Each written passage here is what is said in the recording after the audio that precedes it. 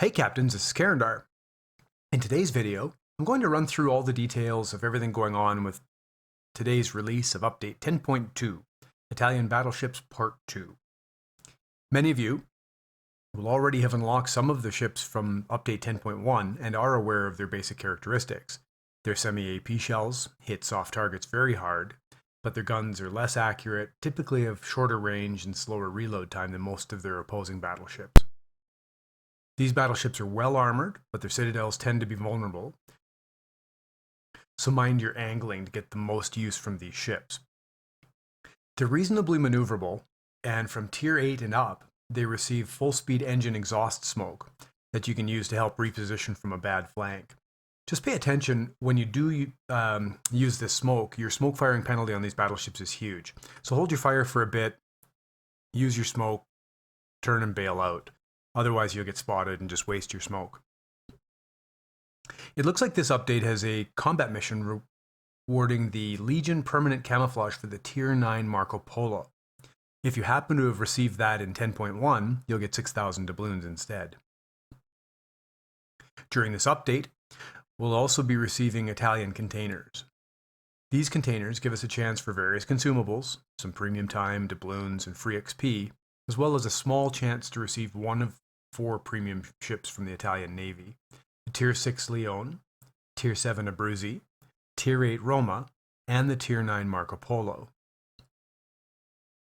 The containers themselves can be earned from an in-game mission chain, and likely we'll also see other missions that will be brought in, perhaps by watching the official World of Warships streams, if past updates are anything to go by. We can also obtain 2 more containers by collecting the 12 free daily bundles in the Armoury. We have 18 days to collect these, and remember, if you're going to be away, we can also access the Armoury outside of the game. I'll leave a link on where to get this access in my comments below this YouTube video. Now this update, we get another new battle mode, and this is to add to the ongoing clan battles and random battles, or ranked battles that we're seeing currently. This one's called the Big Hunt, and this is a 16-player battle mode, and it's a much better refined version of the key battles that we saw a couple of updates ago. This time, we don't need to collect keys to leave the zone. There's no octagon arena at the end to battle each other to the finish, and that means these are probably going to be quicker battles to complete. The monster AI has been vastly improved, and as you get closer to the center of the exit portal, the strength of the monsters also increases somewhat. Defeating monsters and enemy players earn up to 5,000 battle points, which later becomes a currency for bundles and items that we can pick up in the Armoury. As you earn these battle points in battle, you can apply the upgrades to your ship's combat capability, and this will help improve weapons, defenses, speeds, which upgrades we want to apply to change the ship throughout the battle. Also new is that we can enter the battle in a division with friends.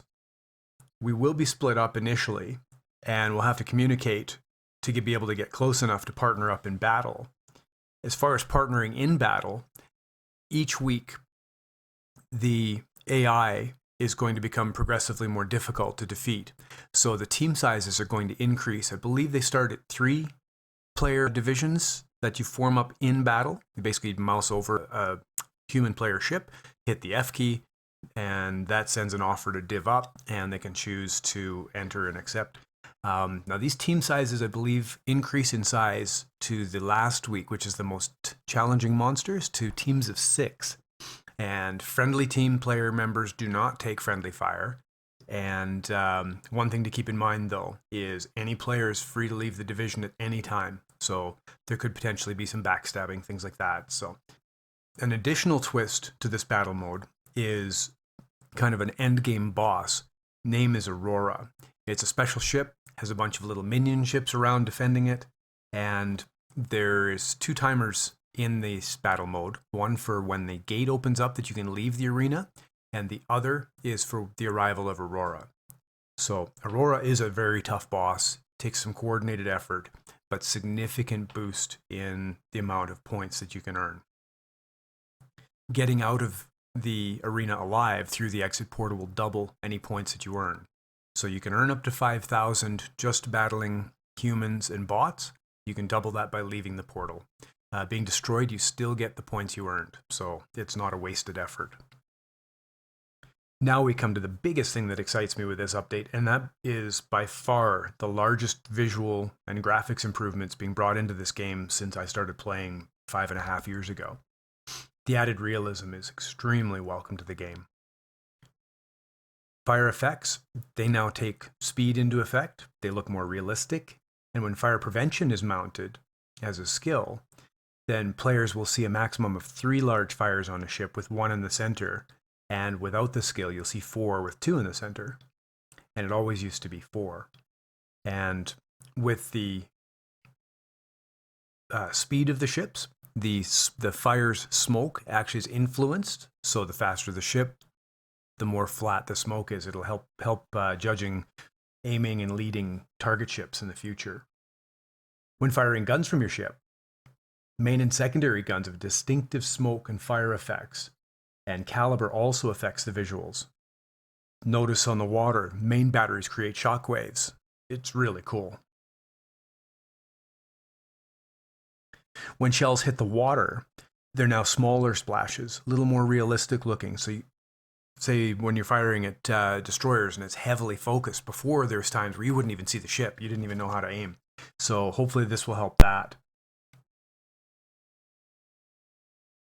Also, each different shell type, high explosive, armor piercing, semi-AP, they have a little different effect. Like the high explosive's got a little glow when it hits the water. When different weapons are destroyed, now there's also a smoldering smoke effect on the weapon system, whether that's anti-aircraft guns, secondaries, or primary guns. Aerial weapons, the trails of rockets, bombs, things like that, they've been changed. This will make it easier to differentiate and also track them than they were in past. Shell striking effects, they're now different for each different ammunition type. And Citadel hits also now generate a large explosion. And when a ship is destroyed, you'll see a powerful explosion around the ship. Shells hitting land also depend on shell type, the effect that's generated. High explosive, generating a fiery explosion, while armor piercing, you'll see a burst of earth and rock.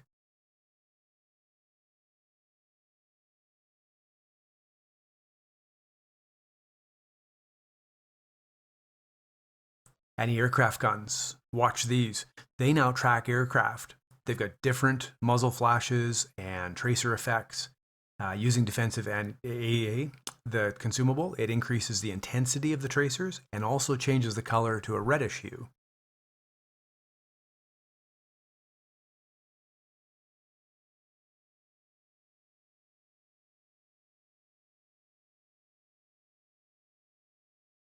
Aircraft squadrons, when the planes are being damaged and shot down, this is all changed as well. There's several unique animations, and you'll actually even occasionally see a pilot parachuting from a stricken plane.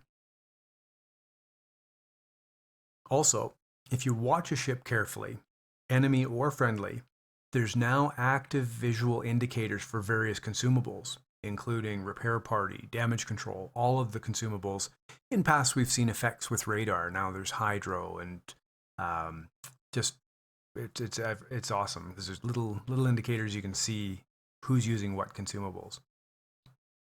When torpedoes are fired, the animation as the torpedoes leave the ship, the torpedo trails, the effects when they hit ships or land, that's all been changed, all been updated.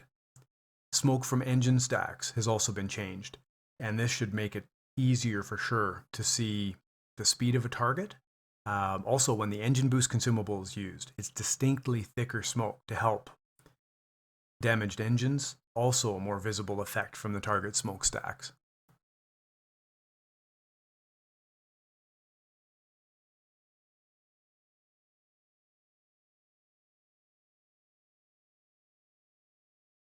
For captains who play in division with clanmates, this update's also bringing new set of bonuses that can be earned.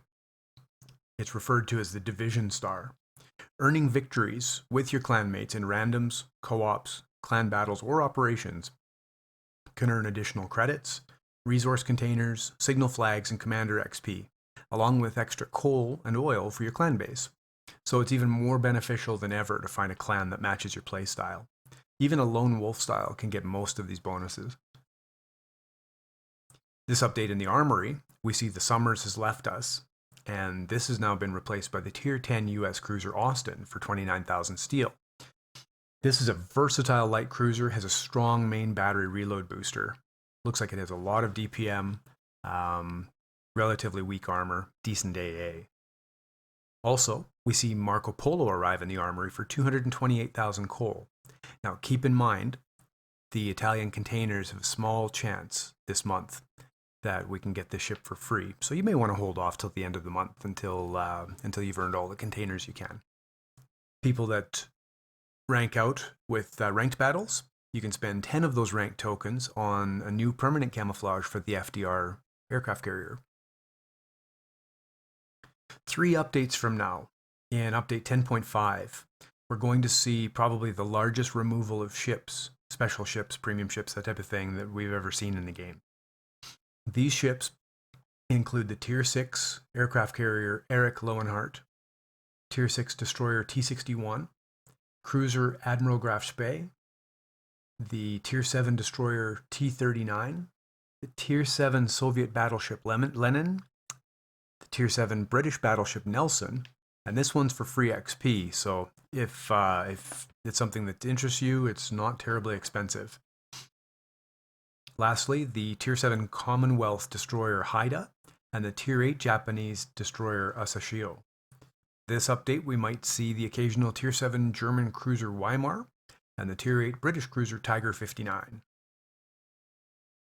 As far as game improvements, there's a few extras beyond the visuals that we've seen. Aircraft gain a similar land hit indicator to what we have on surface ships when we try and fire over tall islands. You see that little icon. Also, improvements to autopilot will hopefully make that system actually tolerable. For aircraft carriers, this has been a bane. A welcome addition for all of us is a reduced cost of post-battle service on all special and premium Tier 2 to Tier 7 ships. More credits in our wallet is always welcome. For any that haven't noticed yet, this month's Twitch Prime bundle has dropped, and it's a pretty good one. We can receive 5 Resolute and Rapid containers along with 10 Regia camouflage. Now these are the containers that you can buy in the Armoury currently. They're either 5,000 or 6,000 coal each, and they give us collection pieces towards attaining the unique Italian commander Luigi Sansonetti. And he's a pretty decent commander if you've got the Italian ships. So if you have Amazon Prime, you also have Prime Gaming for free. And it's definitely worthwhile taking advantage of these monthly bundles. Also, keep your eyes open. We should get a refresh of earning Twitch containers and combat missions for a few extra goodies when we're watching our favorite streamers on Twitch. One last thing before I sign off today. I want to say a huge thank you to the community, my clanmates, for the massive support for my first week of Twitch last week. And that helped me reach affiliate already by Friday. Everybody blew my mind. The support was incredible. Just, again, thank you so much. And that strong support also continued my stream on Monday.